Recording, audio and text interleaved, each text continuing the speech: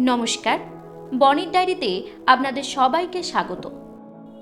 বহু বছর পরে হঠাৎ দেখা আনন্দবাজার.com-এর বছরের বেশ 2024-এর সন্ধ্যায় দেখা হতেই পরস্পরকে জড়িয়ে ধরলেন দুজনে।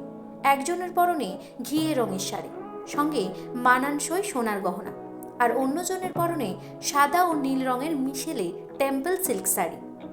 পরস্পরের সঙ্গে আলিঙ্গন পর্ব সেরে ঘিয়ে শাড়ি পরিহিতা বলে উঠলেন, মনে আছে 22 বছর আগে সেই কথা?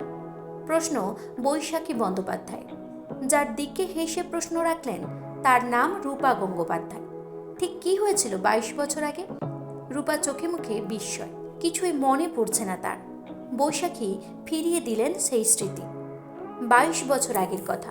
সেই সময় ডেনিম প্যান্ট ও টি শার্ট পরে নিজেই গাড়ি চালিয়ে আসতেন রূপা। তাই দেখে নাকি অভিভূত হয়ে যেতেন বৈশাখী। মনে মনে ভাবতেন কবে তিনি রূপার মতো গাড়ি চালিয়ে আসবেন। একাই গাড়ি নিয়ে দাপিয়ে বেড়াতেন রূপা। এমনই এক রাতের স্মৃতি উঠে এলো বছরের বেস্টের লাল গালিচায়। সেই গভীর রাতে কলকাতা শহর ঝমঝম বৃষ্টিতে ভিজছিল। গাড়ি চালাতে চালাতেই রূপা দেখতে পান রাস্তায় কাক ভিজে অবস্থায় দাঁড়িয়ে দুই মহিলা, যেন তারা খানিক দিকভ্রান্ত। সঙ্গে সঙ্গে তাদের সামনে গাড়ি নিয়ে গেলেন রূপা। দরজা খুলে দিয়ে বলে উঠলেন, উঠে এসো। প্রথমে কিছুটা অস্বস্তি হচ্ছিল, জানান বৈশাখী। সেই সময় তিনি কলেজ পড়ুয়া। তার কথায় যাকে পর্দায় দেখি, যার ব্যক্তিত্ব নিয়ে আমরা চর্চা করি, তার গাড়িতে উঠে পড়ব, এইসব ভাবছিলাম। সেই সময় নাকি রূপা বলেছিলেন, কোথায় যাবে বলো, আমি ছেড়ে দেব।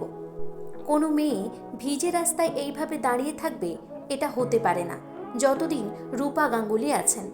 সেই রাতের ঘটনা ছবির মতো চোখের সামনে ভেসে উঠল রূপার। স্মৃতিচারণ করে দুজনেই আপ্লুত।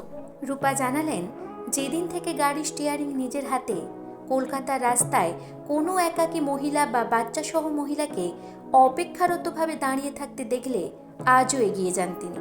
শহরের যেদিকেই মহিলার গন্তব্য হোক, তাকে পৌঁছে দিয়ে বাড়ি ফেরেন অভিনেত্রী। এই স্বভাব নাকি তিনি পেয়েছেন তার জেঠুর কাছ থেকে। বছরের বেস্ট এমনই এক সন্ধ্যা যা স্মৃতি ও ব্যক্তি মানুষকে সামনে নিয়ে আসে। এই সন্ধ্যায় রাজনীতির কোনো রং নেই। এই বিষয়ে আপনাদের কি মতামত, তা অবশ্যই কমেন্ট করে জানাবেন।